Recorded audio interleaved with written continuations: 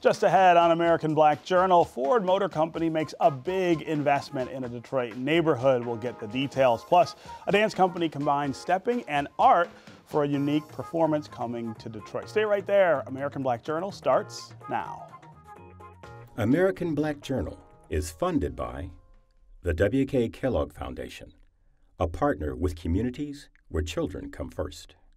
How does diversity bring energy to us all? At DTE Energy, we believe that it's the contributions of all that build great communities. As a company, we grow stronger by welcoming the unique perspectives of everyone. As community members, we support our state's broad culture and heritage. From working closely with women and minority-owned suppliers to embracing our local cultures, DTE Energy is powering diversity. The DTE Energy Foundation is a proud sponsor of Detroit Public Television. Masco Corporation is proud to manufacture innovative and environmentally friendly products for the home. Delta faucets, craft-made in Merillat cabinets, and Behr brand paints have all been designed with you in mind. Masco and its family of companies, serving Michigan communities since 1929. For Fun gave me a scholarship to help me attend Eastern Michigan University. I developed a passion for engineering at an early age. It started off with something as simple as fixing bikes. I didn't know anything about a bike shop or where I could go to get it fixed, so I just kind of had to play around with it myself. You can't really do everything on your own, so with even the smallest amount of help, just a little push, it can get you to where you need to be.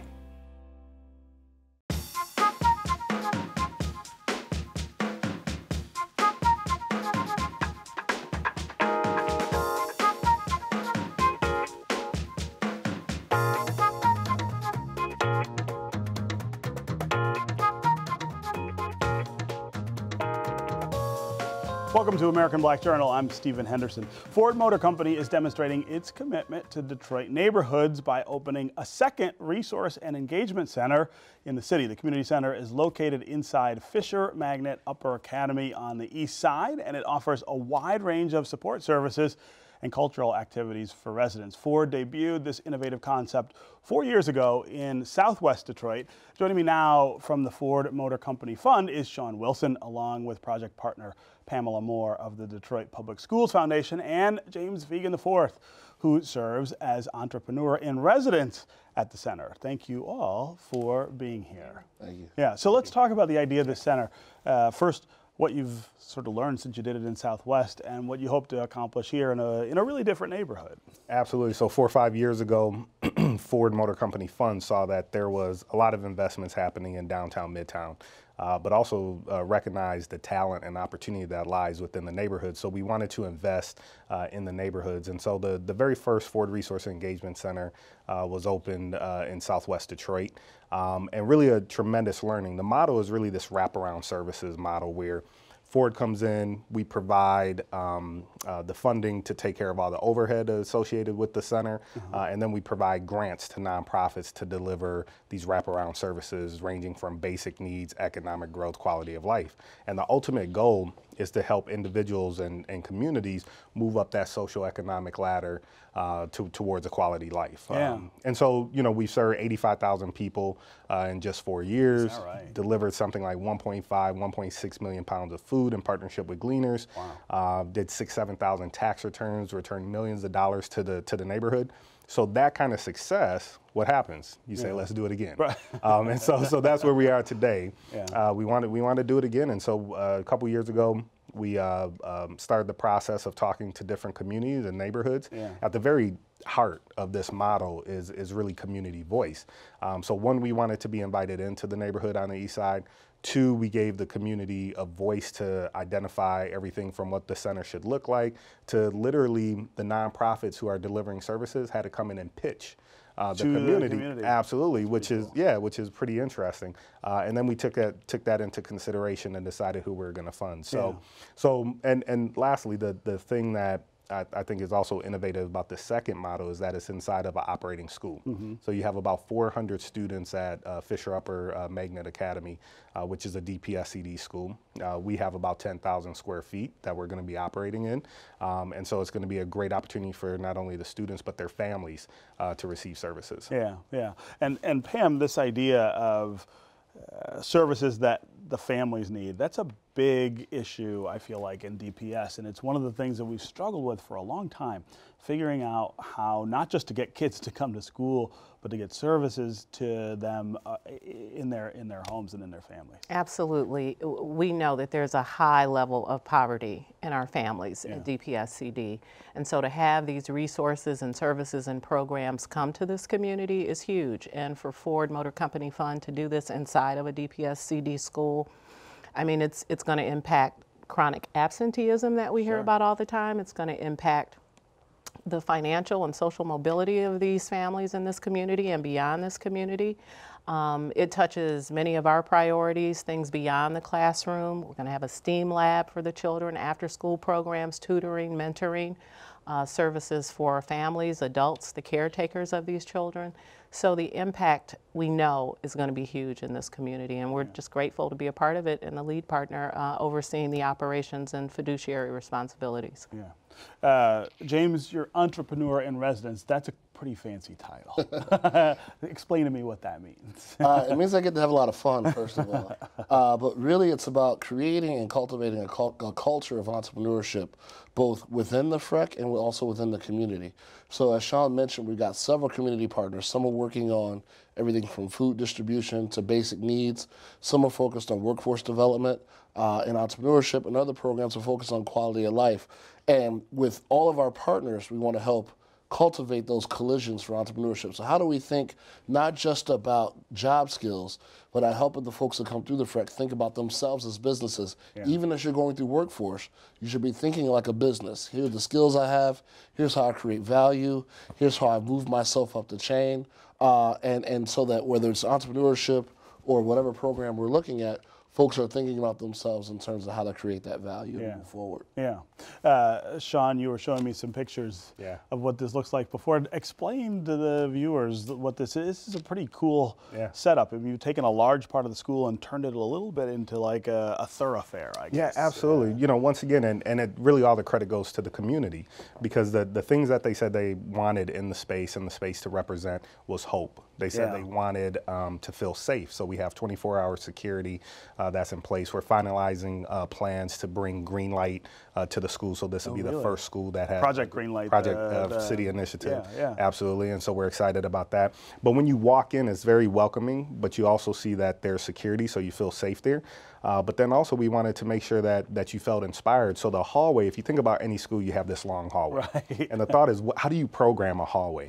And so what we decided to do was turn it into 7 Mile and turn it into a vibrant, exciting, thriving 7 Mile. So you have storefronts built in, you have murals there. And so literally on the weekends, you'll be able to come and shop and you know, maybe get your hair cut, you know, shop for some jewelry. There's a farmer market on 7 Mile. There's two parks and a garden all on 7 Mile. So it's really a place where people can come, collaborate, collide, as James always said, and really see themselves moving up that social economic ladder. I mean, and it really takes advantage of the idea of the school as the center of the community, which is something we've lost a lot of in Detroit because we've lost so many schools and we've lost so many communities, right? It's harder to do that. This will truly be the anchor of this community where families can come 6 days a week for all kinds of things, fun things, music, arts, but as well as the important things, job training, job placement. We'll have partners in there that just offer a wide variety of services, helping getting your taxes done, any food insecurity issues. So it will truly make this school and that campus, it's not only Fisher Upper, but Fisher Lower, plus Heilman Rec Center, will make that campus a true anchor in that community. James, talk about that idea, or just sort of expand on that idea of the idea that entrepreneurism should drive your decision making even when you're not thinking of opening a business. You said that and we sort of didn't come back to that. I think that's a really important concept. Absolutely. If you just look at where the trends are going in terms of the economy, a lot of the gig economy is really emerging. So where you graduate from college or high school with one skill and you do that thing for 30 years, that's not happening. People don't live that way anymore. Exactly. So whether you're starting a business or you are going, into the workforce, you've got to really be thinking about how do you constantly hone your skills? How do you constantly, just like a business opens up every day, they make that sale, that pitch to customers on the value of their product or services. You got to think like that even in the workforce. Yeah. And you have a lot of folks that want to start businesses, but they're going to need the funding and the startup lag that'll come from some of the revenue from having a job. So intertwining those both and really working to develop a plan for yourself to be self-sustainable. Yeah. Go ahead. No, I was just going to say, and entrepreneurship is such an important, piece of what we're trying to do, because when we surveyed the area, we saw that only 5% of the programs being offered in the area fall in that economic growth bucket, right? Wow. So we said, okay, we can come in and do a ton of workforce development program with awesome agencies like Sarah Metro and Matrix, but how do we also help the community not just get jobs, but become job creators. Right. I mean, that's how you really change the dynamics of a community. And as we know in our, absolutely, and in our country, who does the majority of the hiring? Small businesses. Right. So if you can spark those small businesses, you can create jobs and really help people take advantage of that. Yeah. All right. Well, so what's the next neighborhood? I know, that's the $1 million. But look, honestly, Ford loves replicating success. Yeah. And so, we prove that this model is successful in the schools. Yeah. You have a lot of schools, not only here in Detroit, but around the country. Right. A lot of opportunity there. Right. Well, and just here in the city, I would imagine, we've got so many neighborhoods that need sparks like this that there's going to be a lot of opportunity. And by the way, this isn't, at the end of the day, this isn't just a Ford Fund project. Right. We want people to take learnings from this and replicate it. We want other partners to come in and fund initiatives in this space. So this is a collaboration, kind of a collective impact model that we're hoping to expand. All right. Well, congratulations, and thanks for being here. Thank you. Up next, the story of the Great Migration is told through dance and art. But first, we continue our look back at the 1967 rebellion with the Detroit Historical Society's Oral History Project. Here's Detroit Police Chief James Craig. So I replayed through my mind what caused that. Didn't understand it. I was 11 years old. It's not like I sat down and had a conversation with my dad about the dynamics, the changing demographics of the city of Detroit, largely African-American population, middle class, and those who were in power didn't look like those who lived in the city, who were working in middle-class jobs, primarily in the factories. It wasn't until years later, certainly having gone through the civil unrest of Los Angeles and understanding what brought that on, and then later achieving the position of Chief of Police in Cincinnati and exploring and understanding what brought on the 2001 unrest in that city, and all similar. In many respects, Detroit was a leader in response. It was a leader because it was within just 10 short years from 11 that I joined the Detroit Police Department. I'm talking 1977. 19 years old, I became a member of the Detroit Police Department and began to work out of the same precinct, the 10th precinct, where my dad was assigned as a reserve officer. So I worked in the same neighborhood that I grew up in. But for me, even then at 19, I still didn't have a full breadth of the dynamics of the city and what the city was going through. The Washington, D.C.-based dance company Step Afrika is bringing its high-energy show to the Detroit Institute of Arts. The group will tell the story of the Great Migration through the traditional art of stepping combined with paintings by African-American artist Jacob Lawrence. Take a look.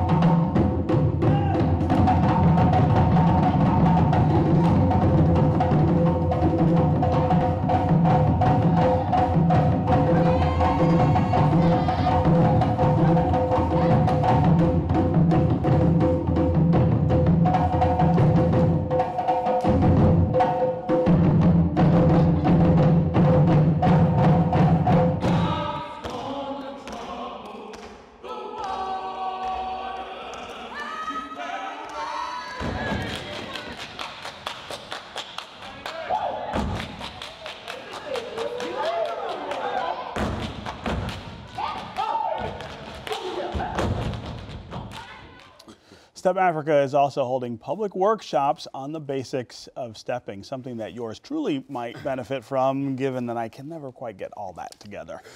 Joining me now is the group's founder, C. Brian Williams, along with Michael Hill from the DIA. Welcome to American Black Journal. Thanks so much for having us. Yeah. So what a wonderful idea. We were talking before the show. I happened to get to New York last year to see Jacob Lawrence's tremendous work in its entirety about the Great Migration. I feel like it's something that people sort of know about in the back of their minds, but they don't really understand the magnitude of it in terms of its size and length, but then also the cultural significance. Yeah, and its effect on the country. You know, not only African Americans, but it transformed, you know, the United States of America. Sure. You know, Step Africa is the first professional company in the world dedicated to the tradition of stepping. And this is our largest project to date. It's our signature work. Yeah. The migration, reflections on Jacob Lawrence. You know, Jacob Lawrence being one of our country's most iconic, celebrated artists. Yeah. And I think we owe him such a huge debt because he documented in 60 panels the story of African Americans leaving the South for the North, places like Detroit, Chicago, New York City. And we're so glad to partner with the DIA, the Detroit Institute of Art, to actually bring 5 of those panels and this production on October 13th at the DIA. Yeah. I feel like art is the right medium for telling this story because not only is it a literal story of journey and travel, but there's great imagery that attaches to it. And so the DIA being at sort of the center of this makes a lot of sense to me. Yeah, it's great to have this production here and to bring in the works from the Migration series. The panels will be on display in the African American galleries, which is really great to have this story of migration of African Americans moving to the North in places like Detroit, which was like an epicenter for that, and you know, finding work here, and then Detroit being a predominantly black city, and having this, you know, great collection at the DIA, but having a gallery space devoted specifically to African American art and having the panels there, it's going to be really great. Yeah. So talk to me about stepping. Again, I'm not, you know, this is not my thing. I can't get that together. Are you sure we can do a little get it together? We are doing workshops all across I was going to say, I might need to go. You know, so Step Africa, whenever we perform, you know, it's important for us to not only be on stage as we will at the Detroit Institute of Art, but also do lots of community engagement. So we're going to do 5 community-based workshops teaching the tradition of stepping to young children. There's actually going to be a free interactive workshop at the DIA on Thursday, I believe. Yeah, Thursday, where if you want to come try to learn to step with Step Africa, you can. But this art form is a highly percussive, highly energetic dance created by African American fraternities and sororities. I myself, I went to Howard University, which is the birthplace of, I think, 6 other historically black fraternities, And I'm a member of Alpha Phi Alpha Fraternity Incorporated. That's where I learned how to step. But what we're doing with this production is kind of taking stepping and really expanding on its artistic possibilities. I mean, the opportunity to perform and respond to Jacob Lawrence's Migration series is like a huge honor. And talk about how you sort of put that together, the idea of telling this story through Step. Well, when I first had the idea, Step Africa's been around for 23 years, and we've been exploring the tradition of stepping and its connections to traditional African movement and dance and music. We have explored stepping's relationship to African American spiritual song and gospel music, but we hadn't dealt with the narrative. But as I grew up loving Jacob Lawrence's work, and just didn't believe I would have access to it. So the Phillips Collection, a wonderful museum in Washington, D.C., which actually owns 30. They own half of them, right? The odd number panels, they own those. I met the executive director, Dorothy Kaczynski, at an event, and she said, I said, I want to do something with Jacob Lawrence's Migration series. She said, okay. And it was that simple. And next thing you know, we had the access to this beautiful work, and of course, the Jacob Lawrence Foundation has been very gracious in supporting this. And to bring this to Detroit, I have to mention the Knight Arts Challenge. Yes, right. The Knight Foundation and their work to support artists all over Detroit and the country are really helping, are what enable us to bring this production to Detroit. Yeah. Talk more about the DIA's commitment to African American art and how unusual that is among major museums. Yeah, it's very unusual among major museums. You know, we have specifically the galleries for African American artists, and we want to, you know, showcase the artwork of our community. Essentially, this is our community. You know, African Americans make up a large portion of the city, the predominant part of the city, and we want to showcase that these works are not only being done by African Americans, but are important, have a place of importance that you can come to the gallery and it's devoted specifically to African American artworks. And having the Jacob Lawrence pieces there, we also have the John Brown series that we will have on display as well. It's really great to have these works in our collection. Yeah, and I've always been sort of moved by how the African collection at the DIA, which is also not insubstantial, sort of complements. You know, I mean, they sort of work together, and you get that sense of relationship between the two.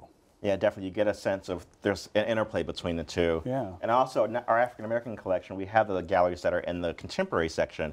We also have an African American gallery that's in our colonial section as well, and it showcases African American works from that time period. So it kind of runs the full gamut of from Africa to African American earlier times to African Americans in contemporary work. Yeah. You know, and what I love too about this partnership, not only do they have this production that will feature Jacob Lawrence's panels, you know, on the stage, audiences, I think the DIA is open until 10 o'clock that evening, so you can come see South Africa at 7 p.m. and then actually go see the actual panels. Go through the, So it's like, it's a great opportunity. And you can get all this information on Step Africa's website, stepafrica.org. Yeah. We spell it with a K. Right, I saw that in the prompter there. It was with a K, the proper way, right? Exactly, you're right. We've only got about a minute left, but talk more about the idea of starting this Step Africa. I mean, you talked about you having that experience in college, but the idea that it could be this institution that sort of just focuses on that nationally. Well, Step Africa is now one of the largest African American dance companies in the world today, but it really has been a 23-year journey. So when I graduated from Howard, my first job was I moved to South Africa, Southern Africa. I moved to Lesotho, and I was there teaching small business skills. And I'll never forget, I was just teaching. I'm 21 years old.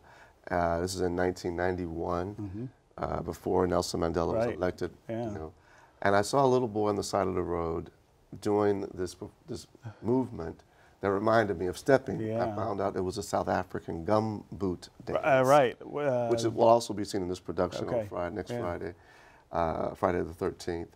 And it was there I said I wanted to create an organization that would connect stepping with the South African gum boot dance and see what else we could do with it. And I didn't know that we would be interpreting Jacob Lawrence's work. It's a tremendous development. Congratulations and thanks for being here. Thanks so much, man. Thanks for having us. That's our program for today. Thanks for watching. You can get more information about our guests at AmericanBlackJournal.org, and you can always connect with us on Facebook and on Twitter. We'll see you next time.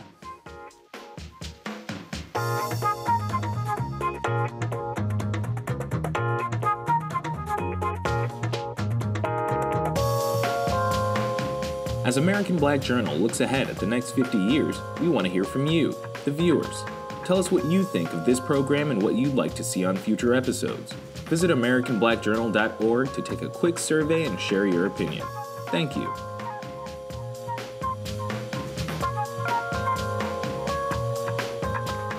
American Black Journal is funded by the W.K. Kellogg Foundation, a partner with communities where children come first.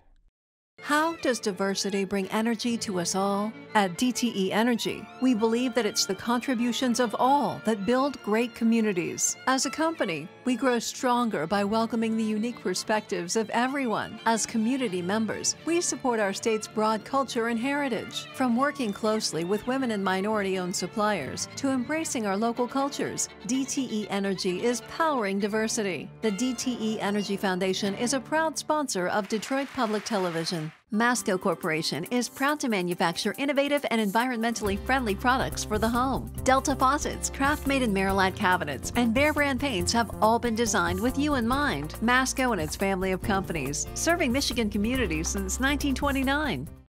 For Fun gave me a scholarship to help me attend Eastern Michigan University. I I developed the passion for engineering at an early age. It started off with something as simple as fixing bikes. I didn't know anything about a bike shop or where I could go to get it fixed, so I just kind of had to play around with it myself. You can't really do everything on your own. So with even the smallest amount of help, just a little push, it can get you to where you need to be.